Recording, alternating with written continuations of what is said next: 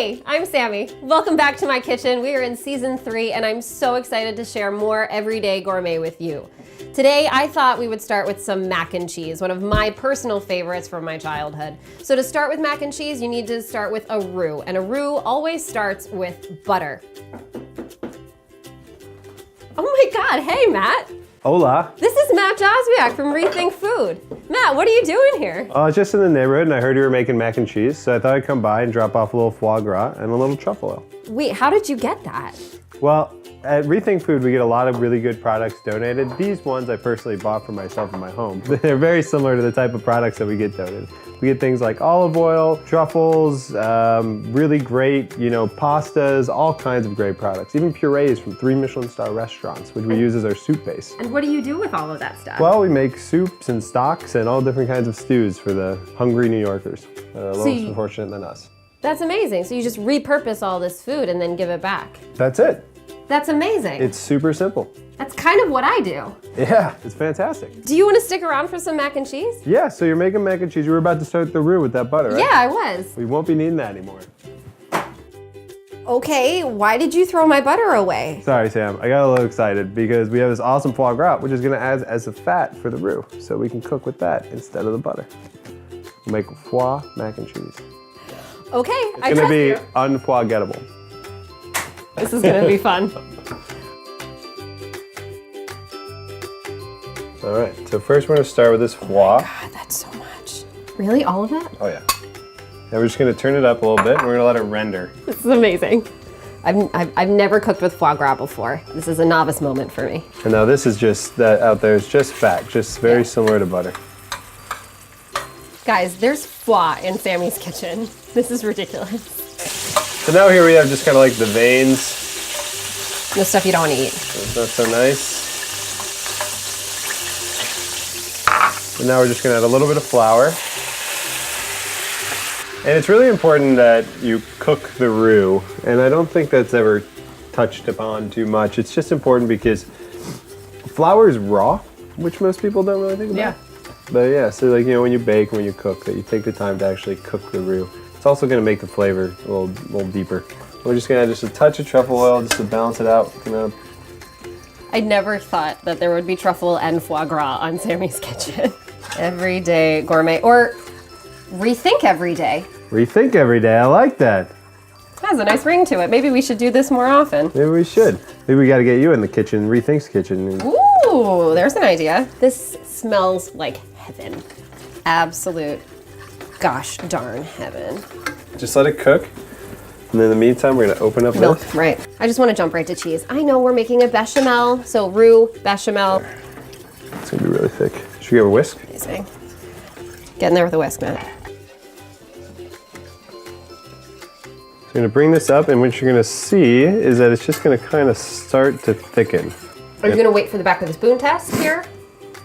Or is it just before that? Until it's nappe? Yeah. No, like just till you can see like some ribbons in from the whisk. So you can see here our roux is active. Oh, super thick. Look at that. That didn't take long at all. No. So we're going to thin it out a little more till we get to the desired consistency. And then we can start adding our cheese. It's also super important to keep whisking because otherwise it's going to be super lumpy. And then we can start adding some cheese. So, start hammering some cheese in there. I do want to hammer some cheese. Beautiful. So that we're using a New York cheddar. In combination with a Wisconsin cheddar. We're in New York and he's from Wisconsin, so. And then some Gruyere for a little bit more of a nutty note. You can do whatever combination cheese you want. Just be careful with like really sharp cheddars. They could tend to be more oily because they've lost some of their moisture. So it might turn into a grainier sauce. Do you want some salt? Yeah, a lot of salt. A lot of salt. Yeah, so the more fat, the more salt. Is it good? What's wrong? That's ridiculous.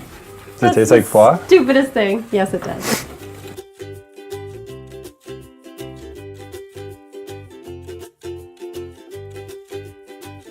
I have my macaroni, and my dad always added an egg to it. It just helps bind it a little bit. That's an excellent idea. Stop it. Look at you. Some black pepper also.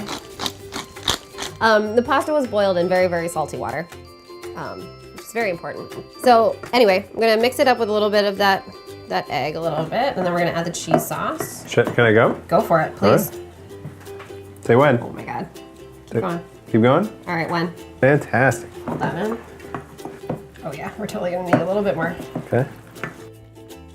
All right, stop. So when I was little, my dad would make mac and cheese, and number one, we weren't allowed really into the kitchen unless we were invited. And so my brother and I would be upstairs while my dad was cooking, and randomly he'd say, "Get down here!" He would like yell at the top of his lungs and probably curse. And we were like, "What? Oh my God!" We thought we were in trouble. Oh no, Dad was making mac and cheese, and the leftover cheese sauce in the pan was our responsibility. He's like, "Clean the pan." There'd be the rest of that and an open loaf of bread, and Andrew and I would just go to town. Oh. And then he's like, "All right, now get back upstairs. Finish your homework." I'm like, "Okay." In a baking dish. Oh my God, that's stupid. Look at that. That looks great, Sam. It looks so great. Great job. Thank you. Thank you. You brought the foie and the truffle. Yeah, but you brought the knowledge. You want to top with breadcrumbs? Are we gonna bake it? Yeah, we're gonna bake it. Oh yeah. All right. I just have panko. Fantastic. Perfect. This would never happen in my house, but since Matt's here, we'll make it nice for everyone. Yeah, like that? Oh yeah. Do you want to put the chives on now or after we bake it? After we bake it. Okay, great. And we're gonna put a little salt on it too. Okay, I like that. Nailed it.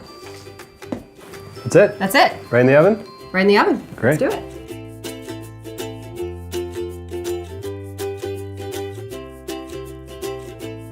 I was wondering like what Rethink Food would do with frozen mac and cheese. So like another big part of Rethink is that we help soup kitchens and other nonprofits, kind of like figure out how to correctly, bring food back to life and utilize it for those in need. So this is a perfect example. Is just to take a little bit of milk, turn your burner on, and then I microwave some of the sauce that we had frozen. And we're just gonna start it. So basically what you're doing this is you're starting the whole process beginning just kind of very, very quickly. Do you have to have frozen sauce to do this, or can you just use milk? You could just use milk, or what you could do is like the next time you make mac and cheese, if you wanted to take a little bit of the extra sauce or bechamel and put it on the side, it's really up to you. But if you just had milk, you could do it with just reduced milk and a little flour. Oh, cool. So now we're just gonna add this mac and cheese here. It's a sauce, right? So the sauce that we started with, and then there's the sauce that that's coming off of the frozen noodles. And as you can kind of see, it slowly but surely is becoming a little thicker and a little thicker. All right, and you're just gonna wait until you see a few bubbles, right? Until you can really tell that it's all come together. And now, Sammy's old mac and cheese that was frozen is now a beautiful, delicious, luscious, fresh bowl of mac and cheese. And we're just gonna finish it with a little bit of chive. And there you go.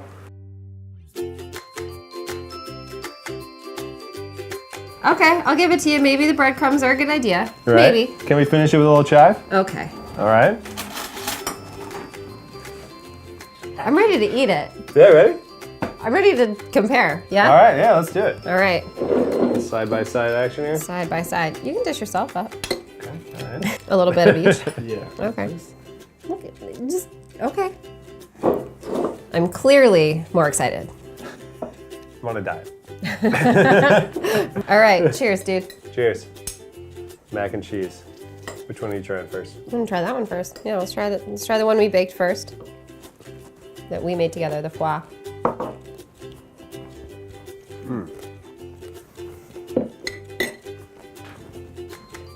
That's amazing. Truly unforgettable. Unforgettable. Truly. That's what you are. Truly. Oh my gosh, that's so good. All right, second one. Delicious. You tried without me? Yeah. Oh my gosh. One set of footprints in the sand. That was fantastic. You know what? I like it because they're different. You know, like Yeah. one's creamy, a little creamier, and the other one that's baked has a little more depth. I'm really happy right now. Good. I'm glad you're happy. Well, Matt, so since you're here, Yeah. you want to just like stick around and make some more food? Yeah, why not? Great. We're gonna make some more food. So stay tuned for the rest of season 3 of Sammi's Kitchen. Matt's gonna stick around and we're gonna rethink every day. See you next time.